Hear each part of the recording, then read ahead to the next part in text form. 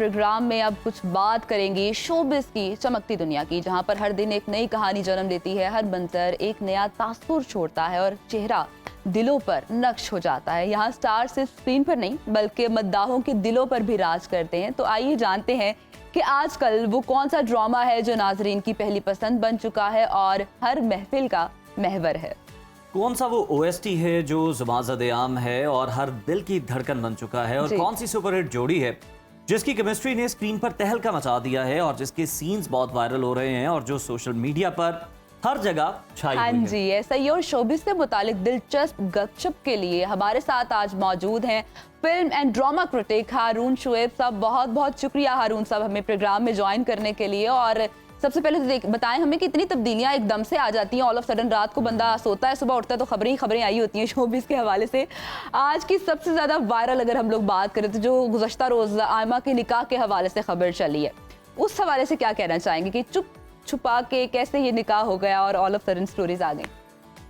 अच्छा, नहीं, छुप छुपा के तो नहीं, बड़े अरसे से हम एक्सपेक्ट कर रहे थे कि ये खबर आने वाली है, क्योंकि तस्वीरें तो दोनों की तरफ से इंस्टाग्राम पे डाली जा रही थी। हमें वो तस्वीर भी याद है जिसमें जैन ने एक हाफ लॉकेट पहना हुआ था और आयमा ने दूसरा हाफ पहना हुआ था। तो उसी वक्त हमें पता चल गया था कि दाल में कुछ काला काला है और जो मौसम है उसमें कुछ रोमांस की जो है वो तड़का लगता जा रहा है। तो वो फिर जो है वो जाहिर है कि कल हमें, जिस तरह आपने बताया कि अचानक से खबर मिली, सोशल मीडिया के ऊपर तस्वीरें जारी हुई कि कनाडा में ये जो है निकाह की जो तकरीब थी वो मुनक्किद हुई।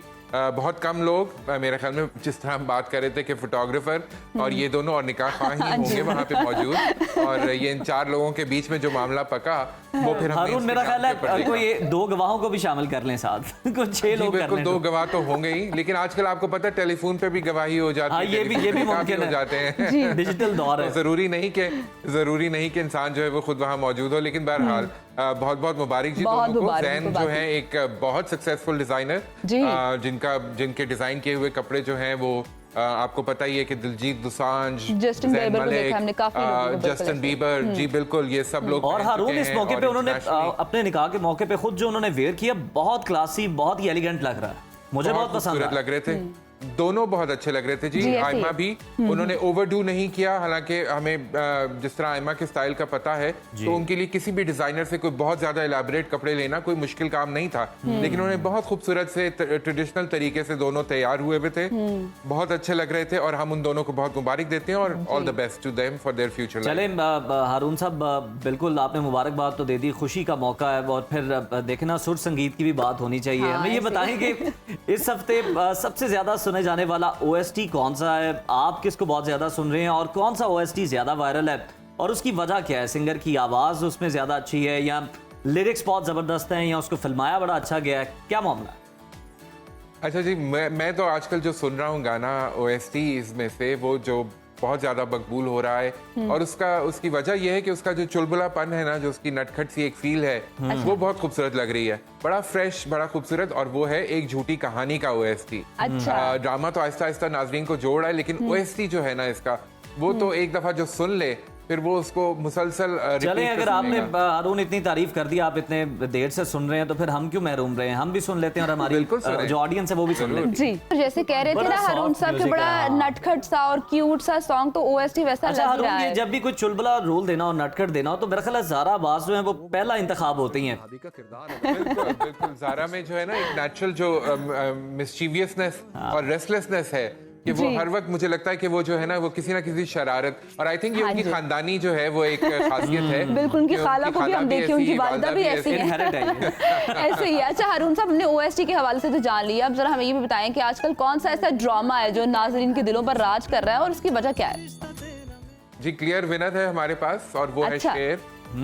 17.5 मिलियन व्यूज, वाहिद ड्रामा है जो मैं भी देख रही हूँ, सही कह रहे हैं आप जी। अच्छा, तो ये जो है, ये शेर जो है वो मकबूलियत के रिकॉर्ड तोड़ रहा है, और फिर खास तौर पे इस सिनेरियो में जहां हमें पता है कि हिंदुस्तान ने जो है वो पाकिस्तानी चैनल्स को बैन किया हुआ है, तो वहां पे भी सिर्फ पाकिस्तान की खालिस ऑडियंस के साथ और ओवरसीज की इतने ज्यादा व्यूज इकट्ठे करना शेर की एक बहुत बड़ी कामयाबी है। हारून, वो भी हारून इंडियंस भी जो है पाबंदी के बावजूद वीपीएन लगा के देख रहे हैं, आप बेफिक्र वीपीएन लगा कर देख रहे हैं, लेकिन जाहिर है नंबर्स में फर्क तो आया है। लेकिन दूसरी बात अहम ये कि जो दूसरे नंबर पे ड्रामा है वो 6-6.5 मिलियन से ज्यादा उसके व्यूज नहीं है, तो कहाँ 17 17.5 मिलियन और कहाँ 6 6.5 बिग मिलियन। डिफरेंस है। तो ऐसे शेर जो है अस्तानिश वो तैमूर ने miles एक्टिंग ahead। भी बहुत अच्छी की हुई है जारा के साथ। उनकी अगर हम लोग बात करें तो केमिस्ट्री तो बहुत अच्छी है ही सारा के साथ उनकी, लेकिन उनकी अपनी एक्टिंग बहुत आउट क्लास है इस ड्रामे में।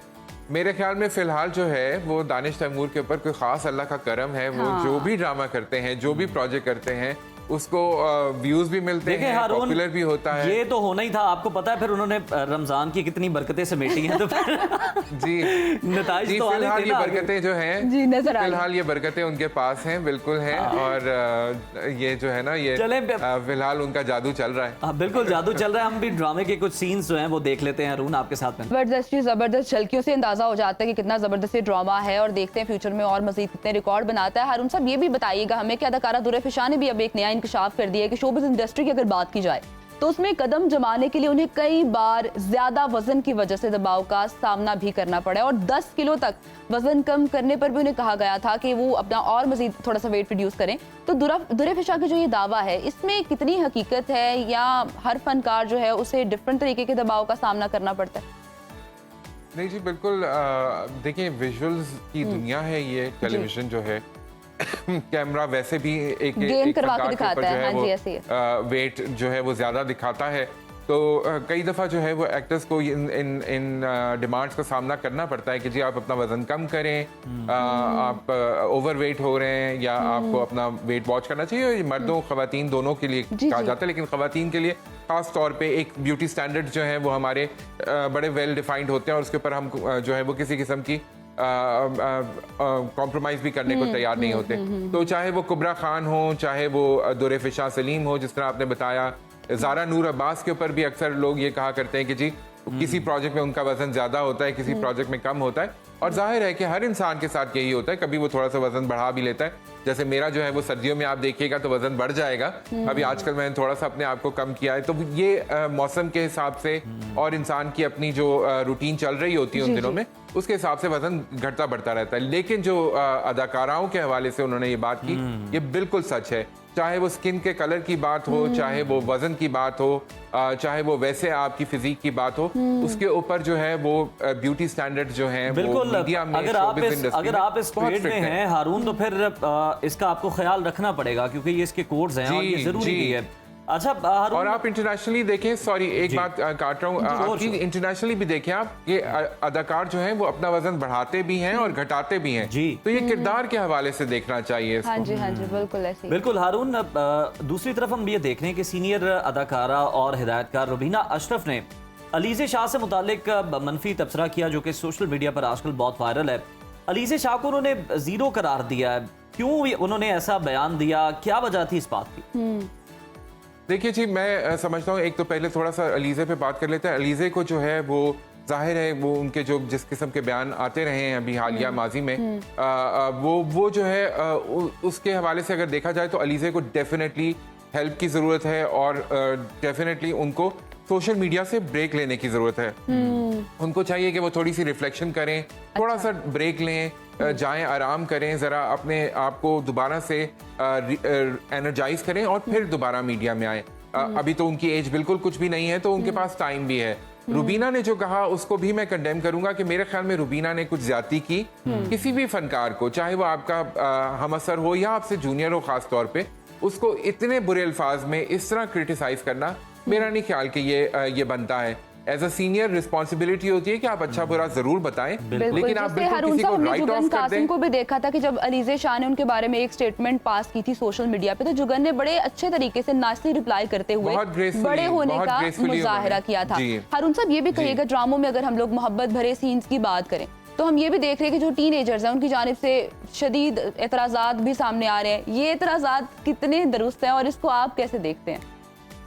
नहीं जी, मैं बिल्कुल समझता हूँ कि ये थोड़ा सा ज़्यादा हो गया है। टीनेजर्स की लव स्टोरीज जो है वो हमने पहले भी देखी है, लेकिन वो कहानी जो होती है वो आम तौर पे इस तरह की होती है कि उसके अंदर ये दिखाया जाता है कि इससे जो है माशरे में और फैमिलीज में बिगाड़ पैदा होता है। लेकिन यहाँ पर जब आप लव ट्रायम्फ्स ऑल कहते हैं, या मोहब्बत जो है वो फातेह आखिर में दिखा देते हैं और ये दिखाते हैं कि जी 15-16 साल की आईना आसिफ जो बिल्कुल किरदार ऐसे अदा कर रही टाइम हैं, स्पेन आपका पीछे की इशारा तरफ आता परवरिश जा की रहा है। तरफ। पहले 18-19 था, जी। अब 15-16 आने वाले दिनों में पता नहीं जी, 10-12 करवाएंगे या क्या करेंगे, समझ से वाला ये कुछ इतना अच्छा ट्रेंड नहीं जी, है। बिल्कुल। जिस तरह आपने कहा कि बच्चे ड्रामा देख रहे होते हैं, खवातीन लड़कियां यंग बिल्कुल इम्प्रेशनेबल एज में उनको ये दिखाना कि जी ये रोमांस भी कोई चीज है। मेरे ख्याल में कोई भी जो पेरेंट्स हैं, जिनके छोटे बहन भाई हैं, जो भी वालिदैन जी। हैं, और जनरली मेरे ख्याल में ये मास्टर के लिए कोई अच्छा पैगाम नहीं है। ये वक्त होता है बच्चों की अपनी तालीम के ऊपर फोकस करने का, अपने करियर के जी, ऊपर अपने फोकस गोल सेट करने का, ना कि constructive इस तरह काम के करें। मामलात में पढ़ने जी, का। जी। अच्छा हारून, बड़े गुलकार की बात कर लेते हैं तो जनाब सेठी की जो है अब एक और अली सेठी की एक और नई एल्बम आई है। जी बिल्कुल, म्यूजिक भी बहुत अच्छा है, अली की परफॉर्मेंस भी बहुत अच्छी है, अली की आवाज़ बहुत अच्छी है। हमें पता है वो कितने अच्छे खूबसूरत सिंगर हैं। लेकिन मसला वहाँ पे आता है जब फनकार जो है वो खुद फन का नमूना बनना शुरू हो जाता है। अच्छा। मेरे ख्याल में उनके जो है वो म्यूजिक बहुत खूबसूरत है और वो अपनी आवाज़ से बहुत जादू जगाते हैं, तो उनको इन पैराफिनेलियाज की ज़रूरत कम होनी चाहिए। इसके ऊपर बहुत एतराज़ आ रहा है। उनकी कुछ वीडियोज़ भी आई जिसमें वो आपको नजर आएंगे मुख्तलिफ किस्म के लिबास में।